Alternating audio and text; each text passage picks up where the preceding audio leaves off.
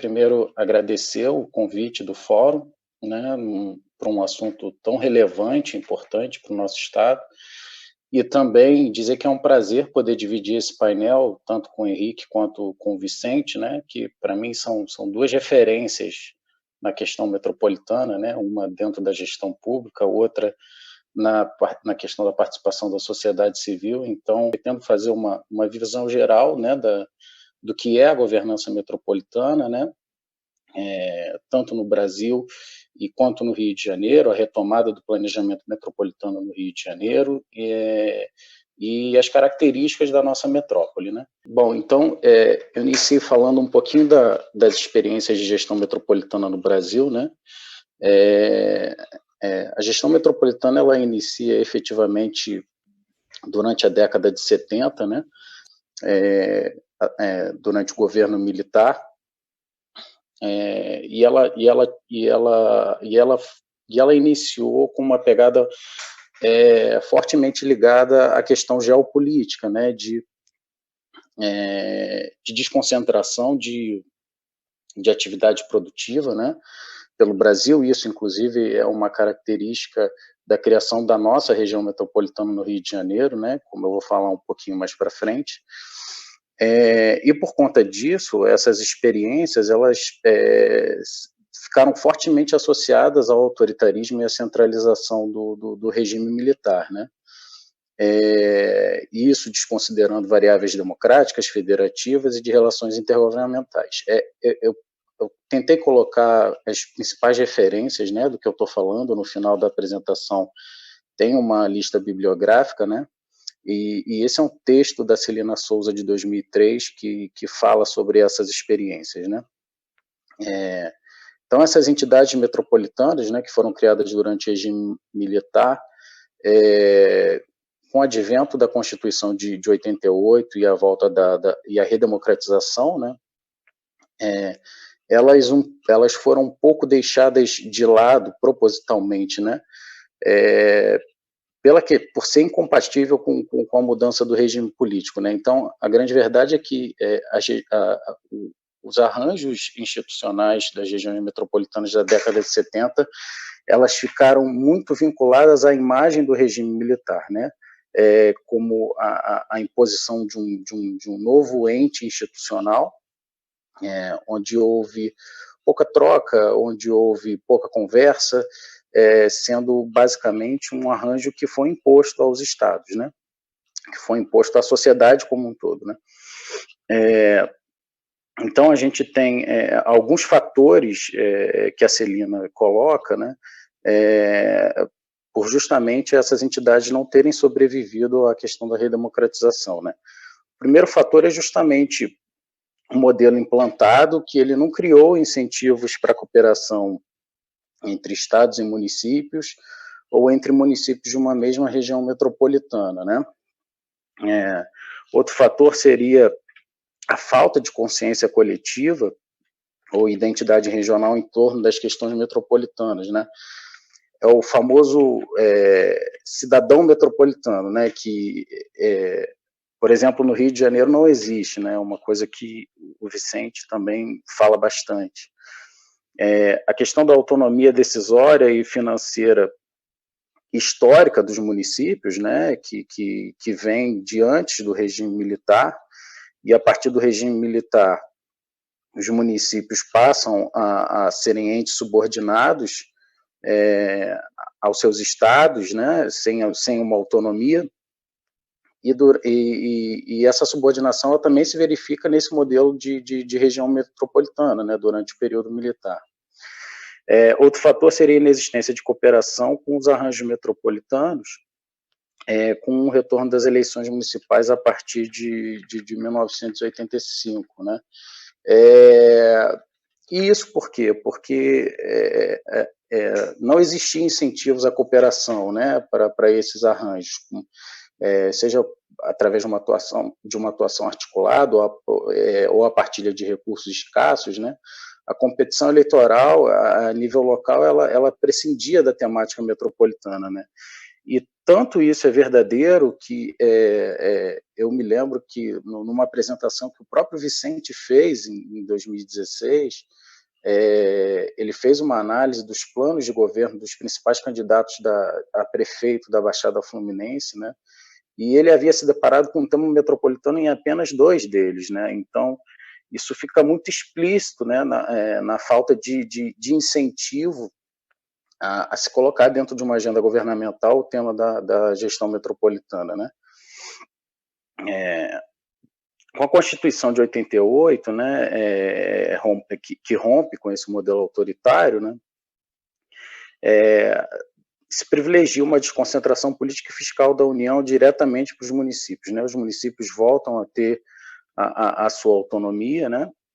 E essa descentralização em direção aos municípios, ela acabou levando ao desmantelamento dos instrumentos de planejamento, gestão e governança metropolitana, né? Simplesmente o município não tinha mais necessidade, à época, né, de se submeter a um arranjo que estava identificado muito com o autoritarismo, né, já que ela tinha reconquistado a sua autonomia fiscal e política, né. Aqui eu já passo para uma parte que fala sobre os padrões de governança das metrópoles brasileiras, né. Esse é um tema que é estudado pela Lacerda e Ribeiro, são 2 pesquisadores da Universidade de Pernambuco, e elas iniciam falando justamente sobre esse paradoxo constitucional, né, da Constituição de 88, né.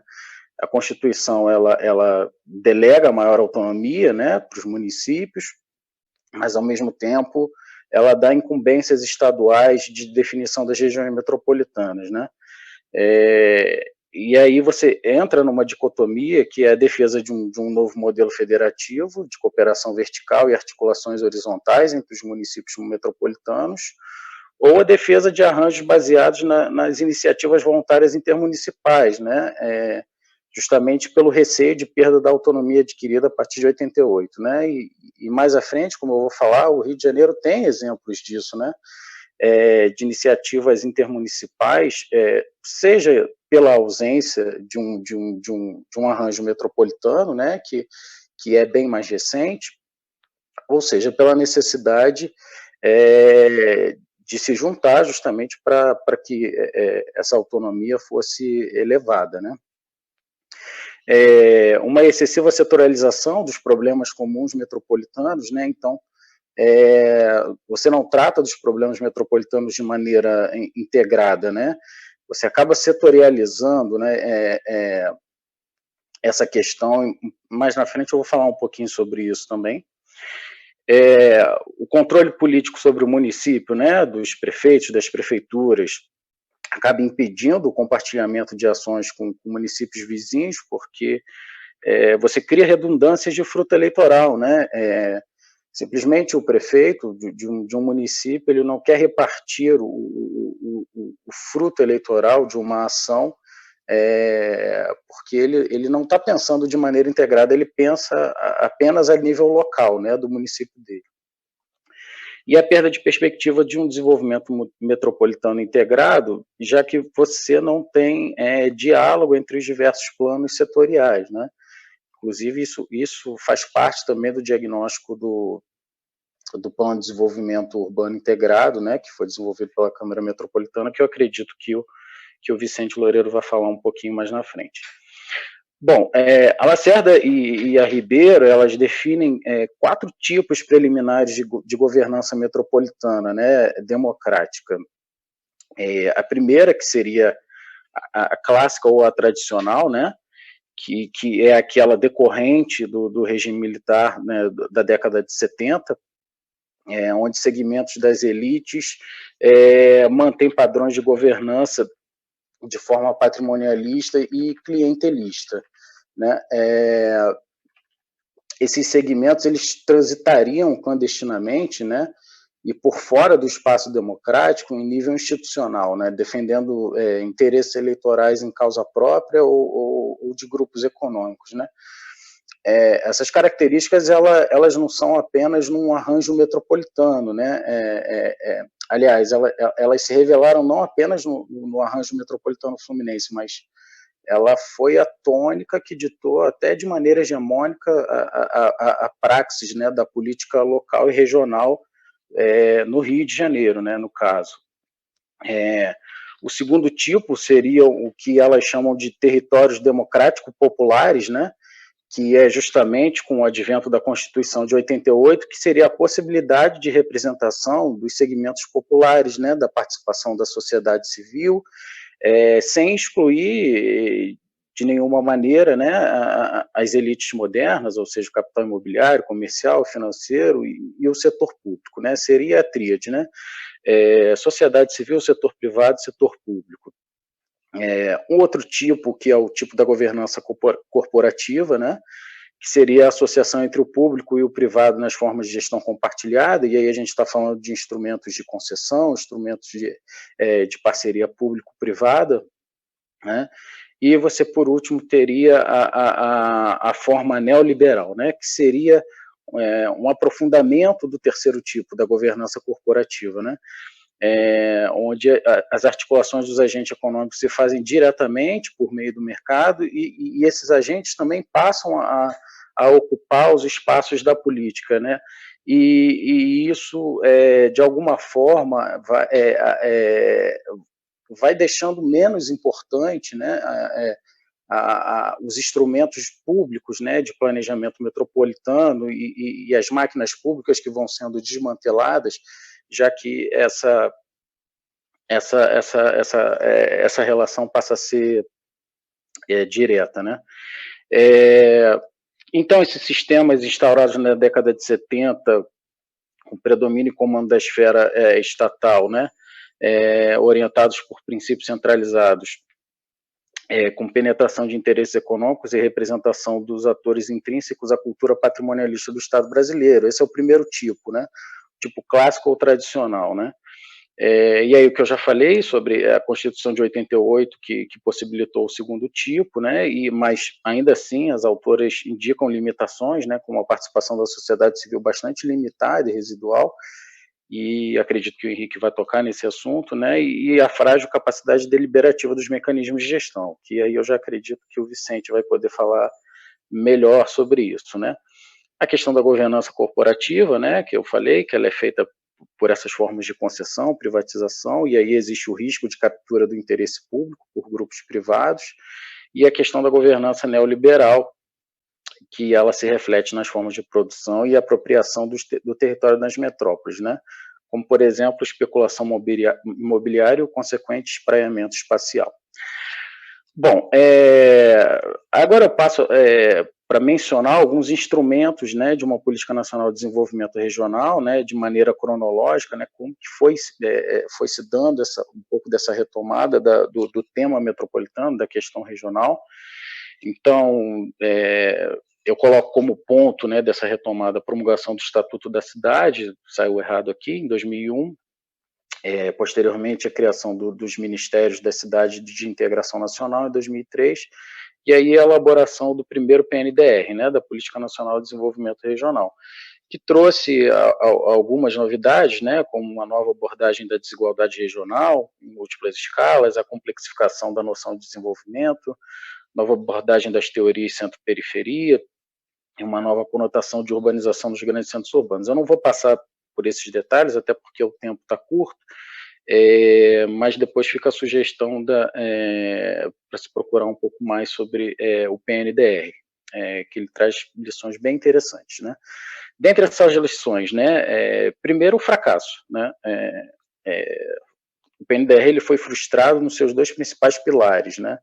Que foi justamente a não implementação do Fundo Nacional de Desenvolvimento Regional, e essa é uma preocupação que a gente tem que ter aqui no Rio de Janeiro, e a não implementação da Câmara de Políticas de Desenvolvimento Regional, que seria uma espécie de conselho deliberativo, principalmente para as regiões mais carentes e mais necessitadas, né?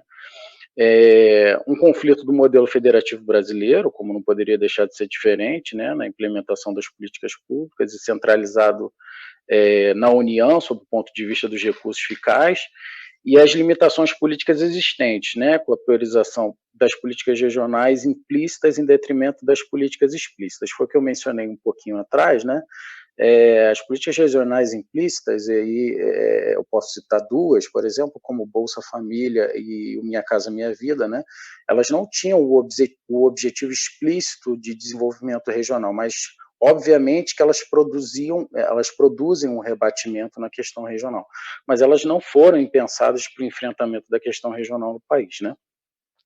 Bom, e as principais lições é a questão da governança, da participação social e o diálogo federativo, ou seja, sem isso não há arranjo metropolitano que funcione, né? É necessário o estabelecimento de instrumentos democráticos, de participação social, de modelos de gestão, de arranjos institucionais de coordenação vertical e horizontal, a questão do financiamento do desenvolvimento regional, né? Não se faz desenvolvimento regional sem recursos, né? E alguns vetores do desenvolvimento regional sustentável, que seria a necessidade de ações transversais em consonância com o federalismo cooperativo. Bom, essa é a imagem da evolução da nossa região metropolitana, né, desde 75, quando ela foi criada, até 2019. Então você percebe que ela tem um núcleo bem definido, né, que seria o entorno da Baía de Guanabara, e uns municípios satélites que vão entrando, saindo, enfim, de acordo com a conveniência política dos anos em que elas foram sendo modificadas, né? A nossa formação, ela se inicia já a partir da década de 20, né? Onde já começa a ficar bem explícita uma dicotomia entre um núcleo bem resolvido de infraestrutura, né, que seria basicamente algumas porções da cidade do Rio de Janeiro, Niterói, e uma periferia carente como local de moradia das populações mais pobres, né? E o que ajudou essa dicotomia também foi a questão de termos, em algum momento, duas unidades federativas concomitantes, né, que foi o estado da Guanabara e o antigo estado do Rio de Janeiro, né, e sobre isso, né, o estado da Guanabara, ele simplesmente não precisa, como ele era uma unidade que era centrada na cidade do Rio de Janeiro, todos os recursos fiscais eles ficavam para a cidade do Rio de Janeiro, e você tinha um deslocamento muito grande de pessoas da periferia para a cidade do Rio de Janeiro. Então o recurso dessa população que trabalhava na cidade ficava para a cidade, que não tinha nenhuma obrigação constitucional, né, de reinvestir essa receita nesses municípios, já que ela era uma unidade autônoma, né? E isso aprofundava ainda mais a disparidade, né, entre esse núcleo metropolitano e o outro. Bom, a Geisa já está me cobrando aqui, eu vou dar uma acelerada, né? Então, a partir da década de 30 aumenta o fluxo migratório, a década de 40 acontece uma ocupação maior da periferia, né? E essa tabela mostra bem, né, como o crescimento percentual dessa variação de 40 a 80 aumentou bastante, né, na periferia metropolitana. Se pegar a parte ali de São Gonçalo, mais Baixada Fluminense, ela aumentou mais de 1000%, né, enquanto que na região metropolitana esse aumento foi de 290%, né. Então você vê que a partir de 40 existe um aumento populacional muito grande da periferia metropolitana, né. Esse é só mais um gráfico que mostra esse descolamento, né, a partir de 40, né, como que cresce a questão da população na região metropolitana, né, descolada da cidade do Rio de Janeiro. Aqui é uma parte um pouco mais econômica, eu vou passar direto, depois a apresentação a Geisa ela vai disponibilizar, então ela fica aí, as pessoas ficam à vontade também para quererem tirar dúvida comigo, se for o caso. Aqui eu vou falar só um pouquinho, né? A criação da nossa região metropolitana, que foi em 74, como estratégia geopolítica de equilíbrio de forças, né?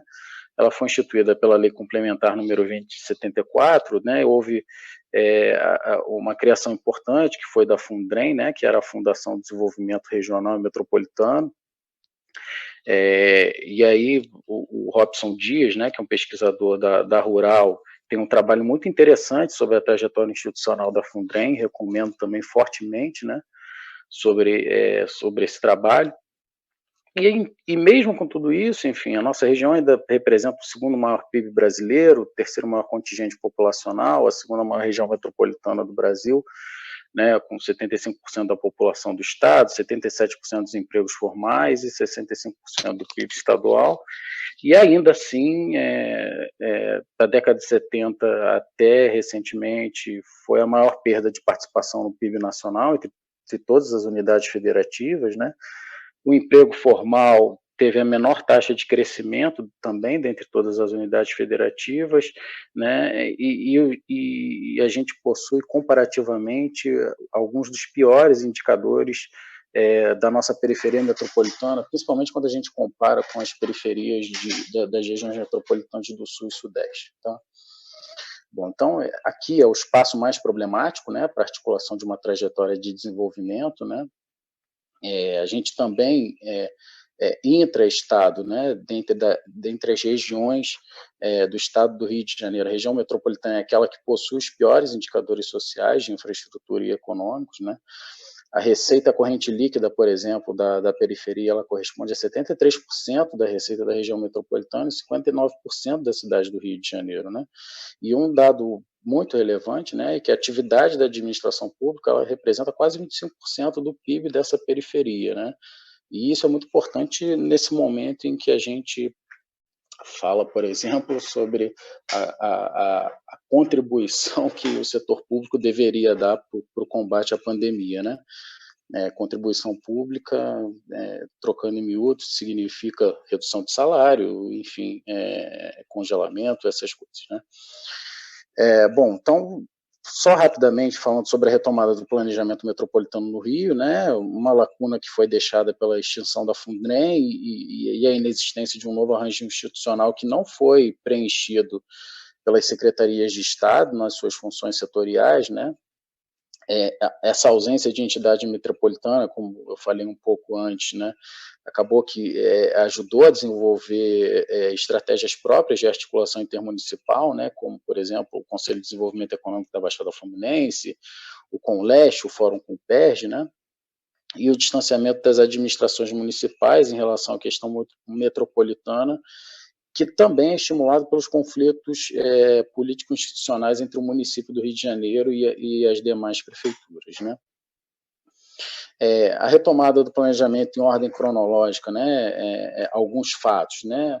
Leis estaduais de 97, que reformularam a região metropolitana e que foi o ensejador da ação direta de inconstitucionalidade, né? Que acabou sendo uma referência para a criação para a retomada do nosso planejamento metropolitano, né? Uma série de investimentos a partir dos anos 2000 que provocaram a necessidade de ampliação e adequação da infraestrutura metropolitana, né? Então, sintomático que a retomada da discussão metropolitana passe, na verdade, pela adequação de infraestrutura para os agentes privados, né? Depois, com a instituição do Comitê Executivo Estratégico para a região metropolitana em 2011, né? A série de diálogos metropolitanos, que deu origem à Câmara Metropolitana, né? E, para complementar, o Estatuto da Metrópole, em 2015, que estabeleceu a organização dos arranjos institucionais para uma nova governança metropolitana, e a nossa Lei Complementar 184, do final de 2018, que, de fato, estabeleceu a nossa nova região metropolitana e todos os aspectos inerentes à organização e ao planejamento dela. Tá?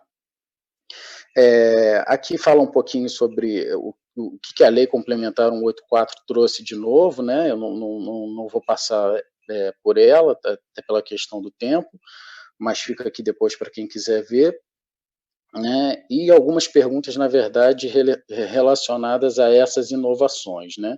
Ela apesar de ter sido muito, apesar dela ter sido bem inovadora e ter se aproximado até a versão inicial do Estatuto da Metrópole, né, ela ainda deixa muitos vazios, muitas questões sem resposta, né? Bom, gente, aqui eu vou terminando, apenas colocar alguns obstáculos para uma nova governança, né? A governança clientelista como obstáculo, né? A questão daquele tipo tradicional ou clássico, né? onde relações de compadrio, captura do interesse público por grupos privados, elas impedem que a gente tenha uma governança mais fluida, dinâmica e democrática, né?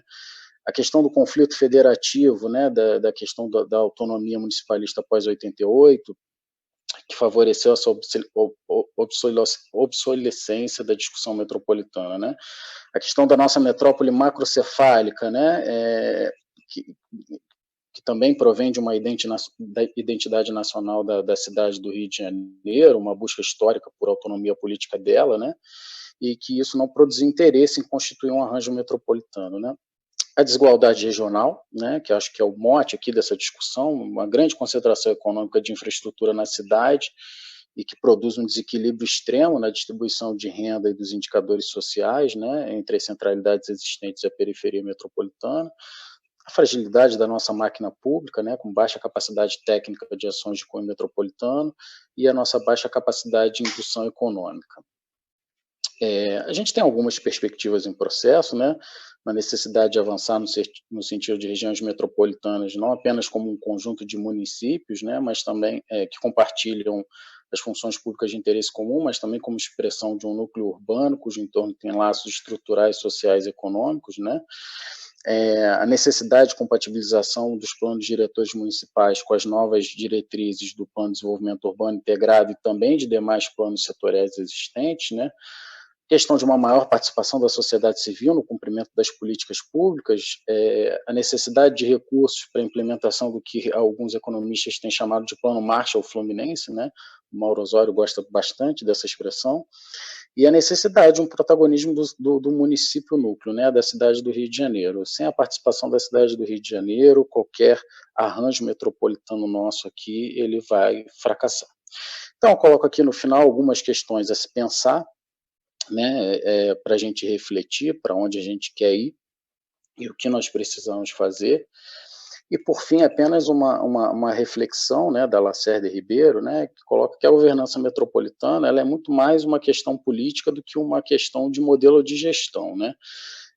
Dito de outra forma, reformas institucionais visando a transformar a organização do sistema de atores com o intuito de estabelecer ou reforçar o poder metropolitano podem favorecer a governança metropolitana, mas se esse sistema político ele é concentrado ou disperso, ele é um elemento desfavorável à governança, ou seja, é a questão de você ter realmente a questão de um arranjo institucional onde as três esferas elas possam conversar, os três entes, né, município, Estado e União, e também a tríade entre sociedade civil, setor público e setor privado.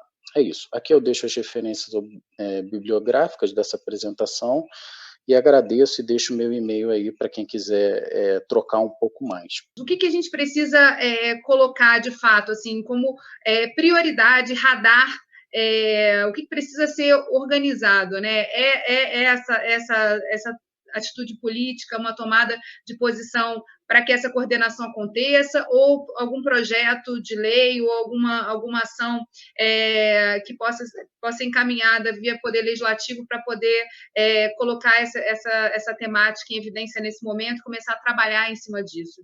Acho que do ponto de vista histórico, né, e das experiências que eu procurei mostrar rapidamente ali, mas as experiências que a gente tem, obviamente que todas essas temáticas que o Vicente levantou, o Henrique, o Sérgio, são importantíssimas, mas sem uma concertação, né, dessa governança metropolitana, dificilmente a gente vai conseguir discutir qualquer uma dessas ações, né? Se a gente não retomar a questão da governança com a participação da sociedade civil, com a reativação com a participação mais incisiva do Conselho Consultivo, né? Realmente fica muito complicado discutir qualquer uma dessas ações, né? Desde que começou essa crise dessa pandemia, a gente não tem percebido, por exemplo, a atuação do Instituto Rio Metrópole, né? Que foi o que sucedeu à Câmara Metropolitana, né? E como o Vicente colocou, a saúde é um assunto, essa pandemia, na questão da saúde, ela é um assunto estritamente metropolitano. Tudo bem que a saúde, ela se organiza de uma certa forma já bem definida, né, pela Constituição, nos municípios, Estado, União, A Secretaria de Saúde, ela própria tem um arranjo regional próprio, né, e eles se organizam em torno do SUS, mas é isso, o grande impacto está se dando e vai se dar na região metropolitana, né?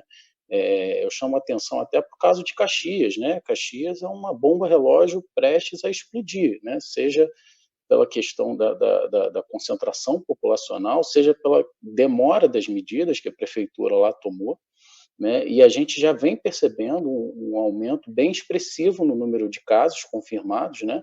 Fora toda essa questão de subnotificação, né? E assim, tem vários vídeos circulando que você vê as ruas de Caxias cheias, né?